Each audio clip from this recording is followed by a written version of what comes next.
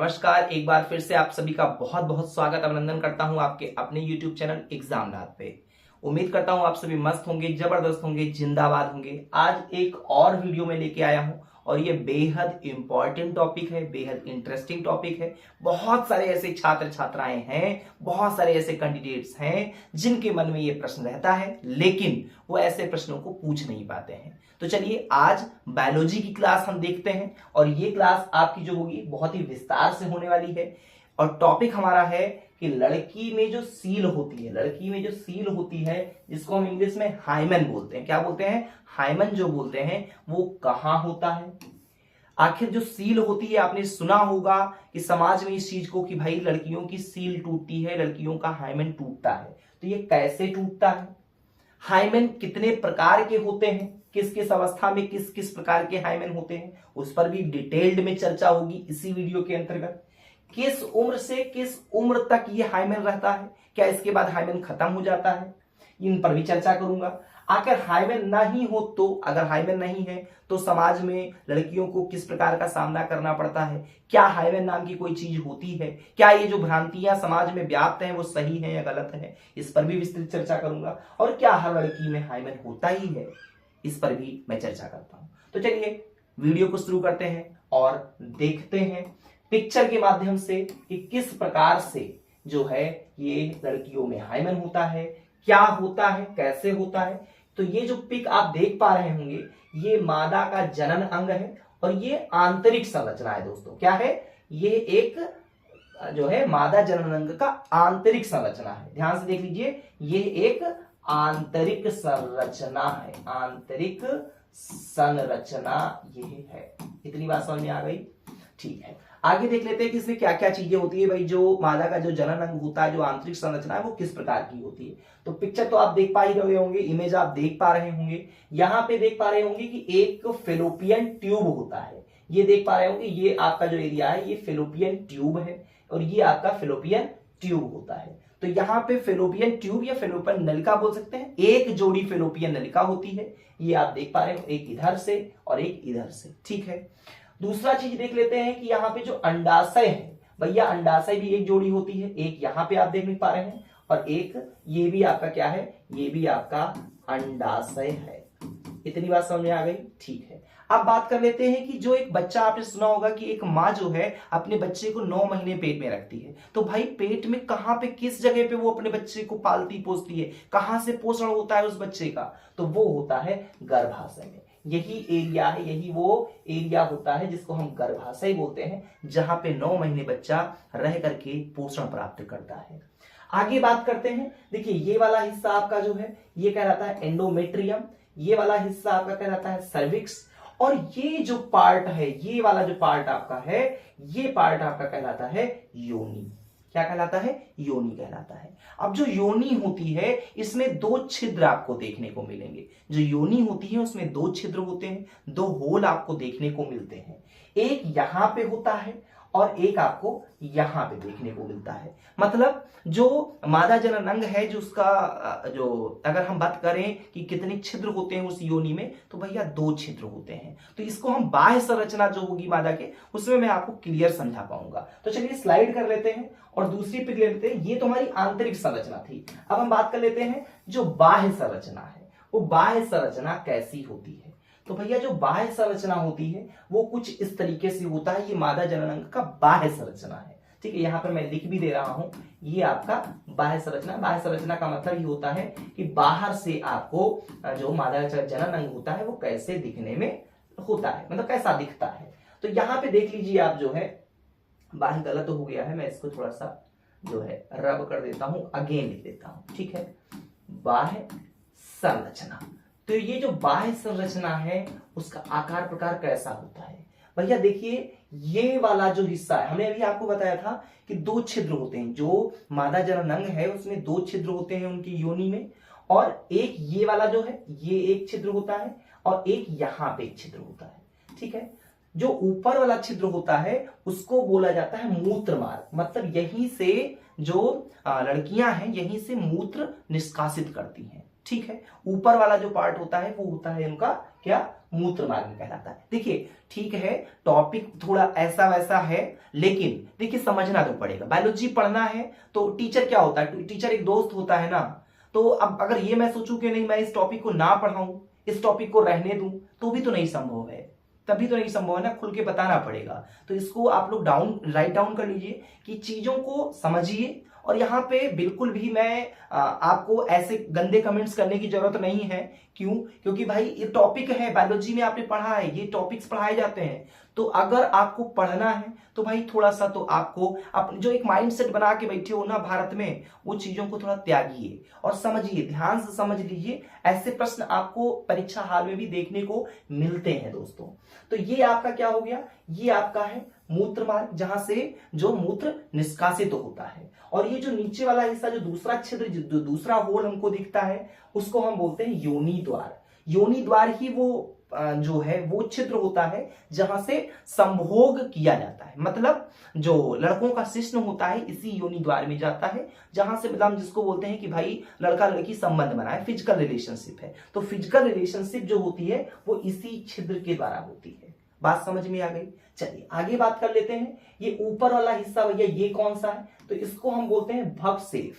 इसको क्या बोलते हैं, भगसेफ होता है। ये बहुत ही मतलब सेंसिटिव एरिया होता है गर्ल्स में, ये बहुत ही ज्यादा सेंसिटिव एरिया होता है। और ये जो ऊपर का कुछ आपको दिख रहा होगा ये प्यूबिक है, ठीक है। ये क्या है, ये प्यूबिक है, जिसको हम बोलते हैं मतलब ये बाल होते हैं जो कि जो बाहरी चीजों से थोड़ा सा वो रक्षा करते हैं, वो कवच करते हैं, जिसको हम इंग्लिश में प्यूबिक बोलते हैं दोस्तों।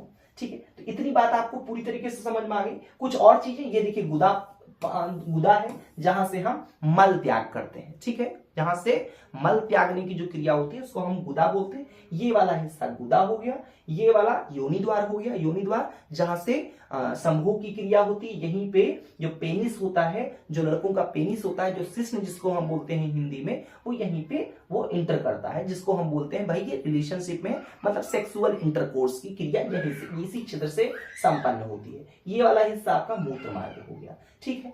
अभी हम बात कर रहे थे क्योंकि हमने टॉपिक लिया है हाइमेन, तो भाई हाइमेन यहाँ पे कहाँ है, तो ये जो योनि द्वार होता है इसके बाहर ये आप देख पा रहे होंगे, ये ऐसे ऐसे, तो ये जो हल्का सा एक परत है, यही परत आपका जो होता है ये हाइमेन कहलाता है। और ये हाइमेन जो होता है ये इतना पतला होता है, मतलब कागज आपने देखा होगा ना, कागज से भी ज्यादा हल्का ये एक होता है। और ये ब्लड से बना होता है, ये खून से बना होता है। यही कारण है, आपने सुना होगा कि जब लड़कियों की सील टूटती है, हाइमेन टूटता है, तो ब्लड निकलता है, रक्त स्राव होता है। तो रक्त स्राव क्यों होता है भाई? रक्त स्राव इसी कारण से होता है क्योंकि वो ब्लड का बना होता है। आप एक बात बताओ, अगर आप एक कागज पे, जैसे ये कागज हमने यहाँ पे ले लिया, ठीक है, एक कागज यहाँ पे मैंने ले लिया, आप इस कागज पे अगर कोई चीज को पिंच करोगे तो ये फटेगा नहीं। तो जब ये फटता है, जब ये चीजें फटती हैं, तो क्या होता है भाई, ब्लड निकलेगा, क्योंकि वो ब्लड का ही एक कवच होता है। अभी और कारण बताऊंगा कि केवल क्या रिलेशनशिप के द्वारा, सेक्सुअल इंटरकोर्स के द्वारा ही हाइमेन टूटता है, इस पर भी विस्तृत चर्चा करूंगा। अभी तो मैंने आपको बताया कि ये वाला जो हिस्सा होता है, ये वाला हिस्सा, ये वाला होता है आपका हाइमेन, जो कि ब्लड से ही बना होता है। मतलब जो होता है वो ब्लड का ही बना होता है। और यही चीजें टूटती हैं तो वहां से ब्लड आपको निकलता हुआ योनि द्वार से दिखाई पड़ता है। बात समझ में आ गया? अब आगे कुछ हम और एक दो चित्र दिखा देते हैं कि भाई हाइमेन के प्रकार क्या होते हैं, ठीक है। हाइमेन्स के कितने प्रकार के होते हैं, कौन कौन से होते हैं, यहां पे चलिए हम विस्तृत चर्चा करते हैं। तो जो हाइमेन टाइप से जो पहला टाइप होता है वो होता है इम्परफोरेट हाइमेन। इसको हम बोलते हैं इम्परफोरेट हाइमेन। अब देखिए इम्परफोर हाइमेन में आप देख रहे हैं, यहाँ 5 टाइप के पिक्चर आप देख सकते हैं, ठीक है। इसमें जो पहला होता है, अभी मैंने आपको बताया कि जो मादा का जनन अंग होता है, जो योनि होती है, उसमें 2 छिद्र होते हैं। ऊपर वाला जो होता है वो होता है मूत्र मार्ग, और नीचे जो होता है वो होता है हमारा योनि द्वार, जहां से रिलेशनशिप की क्रिया होती है, जहां से संबंध बनते हैं। तो जो ऊपर वाला है, तो ये वाला हिस्सा जो आप देख पा रहे हो, ये वाला, तो भैया ये तो मूत्र नली हो गया, ये क्या हो गया, ये तो मूत्र मार्ग है, ठीक है। इतनी बात समझ में आ गई। अब ये बताइए इसमें योनि कहाँ है भाई, जो दूसरा छिद्र है वो कहाँ है? तो जब इम्परफोरेट हाइमेन होता है वो 1 वर्ष से 8 वर्ष की बच्चियों में, 1 साल से 8 वर्ष की बच्चियों में योनि जो निचली वाला जो छिद्र होता है दोस्तों वो नहीं होता है, होता है, लेकिन वो हाइमेन से क्या होता है, वो ऐसे ऐसे ऐसे ऐसे ढका रहता है, मतलब कोई छिद्र आप देखने को यहाँ नहीं पा रहे होंगे। ठीक है, इसको क्या बोलते हैं, जिसको हम, सॉरी पेन छूट गई थी, सॉरी वेरी सॉरी। तो ये वाला हमारा क्या हो गया, ये वाला हमारा हो जाता है इम्परफोरेट हाइमेन, जो कि 1 वर्ष से 8 वर्ष के बच्चियों में ऐसा होता है। मूत्र मार्ग तो होगा भाई, उनको मूत्र निष्कासित करना है, लेकिन अभी उनमें योनि द्वार नहीं है। योनि द्वार नहीं है मतलब वो एक हाइमेन, एक जो झिल्ली होता है, जो परत होता है, बहुत हल्का परत होता है, उससे वो ढका रहता है, मतलब दूसरा चित्र नहीं दिखता है। अब हम आगे बात करते हैं एनुलर हाइमेन। एनुलर हाइमेन, इसमें आप देख न पा रहे होंगे, ये तो हमारा फिर से मूत्र मार्ग हो गया, ठीक, ये तो मेरा मूत्र मार्ग हो गया, लेकिन नीचे आप हल्का सा एक छिद्र देखने को यहाँ पे मिल रहा है, इसको हम बोलते हैं एनुलर हाइमेन। और ये जो है 9 वर्ष से लगभग 13-14 साल की लड़कियों में ऐसा आपको योनि देखने को मिलेगा। ठीक है, ऊपर आपको मूत्र मार्ग तो मिलेगा ही मिलेगा, वो तो भाई वो तो मूत्र मार्ग है, क्योंकि उससे जो है बच्चियां मूत्र निष्कासित करेंगी, लेकिन नीचे वाला जो होगा वो बहुत ही छोटा, बहुत छोटा एक मटर के दाने के आकार का छिद्र आपको देखने को मिलता है। अब हम आगे बात कर लेते हैं तीसरे प्रकार का कौन सा होता है भैया, वो होता है सेप्टेट हाइमेन। ये लगभग 15 से 16 साल की लड़कियों में होता है, 15 से 16। और यहाँ पे आप देख पा रहे होंगे कि 2 मतलब जो है छिद्र हो चुके हैं, तो यहाँ पे 2 छिद्र आपको देखने को मिलते हैं, और यहाँ पे ये हो गया आपका मूत्र मार्ग। इतनी बात समझ में आई, सेप्टेट में आपको 2 दिखने लगते हैं। अब हम चौथे प्रकार की बात करते हैं, क्रीफीफॉर्म हाइमेन। क्रीफीफॉर्म हाइमेन क्या होता है, यहां पर भी आपको मूत्र मार्ग मिलेगा, ठीक है, मूत्र मार्ग तो रहेगा ही रहेगा, इसके अलावा आपको छिद्र आकार के कई सारे छिद्र आपको यहाँ पे देखिए ऐसे ऐसे ऐसे ऐसे दिख रहे हैं, जिसको हम बोलते हैं क्रीबीफॉर्म हाइमेन। ठीक है, यहाँ पे बहुत सारे छिद्र आपको दिखने लगते हैं, मतलब वो जो हाइमेन होता है, जो परत होती है, वो कई सारे मतलब जो है छिद्रों में बदल जाता है। और लास्ट हमारा होता है, और ये जो एज होती है, ये मान के चलिएगा लगभग 17 से 18-19 मान लीजिए मैक्सिमम, ये स्थिति आपको दिखने को मिलती है। अब हम आगे बात कर लेते हैं पैरस इंट्रोटस हाइमेन। ये पैटर्टस हेड्रमस इंट्रोटियस हाइमेन क्या होता है, इसमें भैया क्या होता है, इसमें एक ये तो हमारा मूत्र मार्ग हो गया, ये देखिए यूरेथ्रल ओपनिंग हो गया, और ये जो हिस्सा है, ये देखिए अब इस आकार का ये योनि हो गया, काफी अंदर हिस्सा जो होता है, जो निचला हिस्सा होता है, वो काफी ज्यादा फैल चुका होता है, और इसके किनारे किनारे ये आपको जो देखने को मिल रहा है, ये वाला हिस्सा हो जाता है आपका हाइमेन का। बात समझ आ गई, ये तो आपका योनि द्वार हो गया, ये वाला योनि द्वार हो गया, ठीक है, और जो उसके किनारे किनारे जो परत है वो भी हाइमेन कहलाती है। अब हम बात कर लेते हैं भाई कि हाइमेन टूटता कैसे है, आखिर हाइमेन कैसे टूटता है। और पहले के समय में हमने सुना है कि हाइमेन टूटता था, हाँ बिल्कुल सुना है, और एक ये चीजें होती थी कि नहीं, अगर लड़कियों में मतलब जब फर्स्ट फिजिकल रिलेशनशिप होती थी और अगर उस दौरान ब्लड आया तो ये माना जाता था कि हाँ ये लड़की वर्जिन है, मतलब ये लड़की ऐसी है जो अब तक किसी के द्वारा भी संबंध इसने नहीं बनाया है, ये इस बात का। लेकिन अब तो साइंटिफिक ये प्रूव हो चुका है कि ये सारी चीजें पहले के समय में थी, क्योंकि ये जो हाइमेन होता है वो बहुत पतला आकार होता है। आप बताइए, जैसे ये आप देख पा रहे हैं, ये एक लड़की है, ठीक है, इस उम्र में अगर विवाह हो गया, ये बाल विवाह की मैं बात कर रहा हूं जो कि अब पूरी तरीके से बैन है, बाल विवाह के समय में अगर हो गया तो अभी मैक्सिमम कितने वर्ष की होगी, 8 वर्ष, 10-11 साल, 12 साल की एज में, और अभी इस एज में क्या है, पूरी तरीके से हाइमेन बिल्कुल सिकुड़ा हुआ है, और ऐसे में अगर फिजिकल रिलेशनशिप बना तो जो परत के आकार की जो झिल्ली होती थी वो फटती थी और फिर ब्लड बाहर आता था। और ये इस बात का 2 तक उस प्राचीन समय में था कि अगर लड़कियों में पहली जो है संभोग अगर हो रहा है, पहली बार संभोग हो रहा है और उस दौरान अगर ब्लड निकलता है, रक्तस्राव हो रहा है, तो फिर वो लड़की वर्जिन है, वो कुंवारी मानी जाएगी। लेकिन अब ऐसा दोस्तों नहीं है, क्यों, क्योंकि अब जो साइंटिफिक तरीके से भी इसको प्रूव किया जा चुका है कि जो हाइमेन होता है वो जरूरी नहीं है कि पहली जब फिजिकल रिलेशनशिप हो तभी वो टूटता है। आज बहुत सारे योगा हैं, बहुत सारे ऐसे एक्सरसाइज हैं, साइकिलिंग है, तो इन वजह से हैवी वर्क है, और इन वर्क सभी चीजों से भी क्या हो रहा है कि जो लड़कियों का हाइमेन होता है वो पहले से ही टूट चुका होता है। तो इस बात को बिल्कुल भूल जाइए कि नहीं अगर हाइमेन पहले से है, हाइमेन तो समझ में आ गया ना, योनि के जो किनारे किनारे एक जो हल्की परत होती है उसी को बोला जाता है हाइमेन, जिसको हिंदी में सील बोलते हैं। तो ये जरूरी नहीं है दोस्तों, ये बिल्कुल जरूरी नहीं है कि अगर हाइमेन नहीं है, सील नहीं है, तो क्या कह दिया जाए कि नहीं ये लड़की कौमार्य नहीं है। बिल्कुल है, हो सकती है, ठीक है, गारंटी तो नहीं लिया जा सकता है, लेकिन इस बात को आप बिल्कुल भी नहीं कह सकते कि अगर सील नहीं है, हाइमेन नहीं है, तो ये लड़की किसी से पहले से इसके रिलेशनशिप रहे होंगे। क्यों? क्योंकि अब इसलिए नहीं कहा जा सकता है, अब लड़कियां हर क्षेत्र में लड़कों के बराबर कंधे से कंधा मिला के चल रहे हैं,